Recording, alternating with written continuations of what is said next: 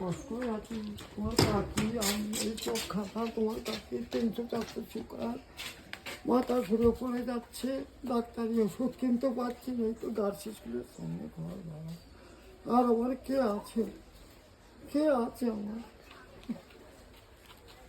কি প্রবলেমটা কি? প্রবলেমটা সুগারের ওষুধ তোমার কাকি, আমার চোখ খারাপ, আমার শরীর খুবই খারাপ, তার থেকে আমার কাকির শরীর আরও খারাপ, বুক ধকল করছে।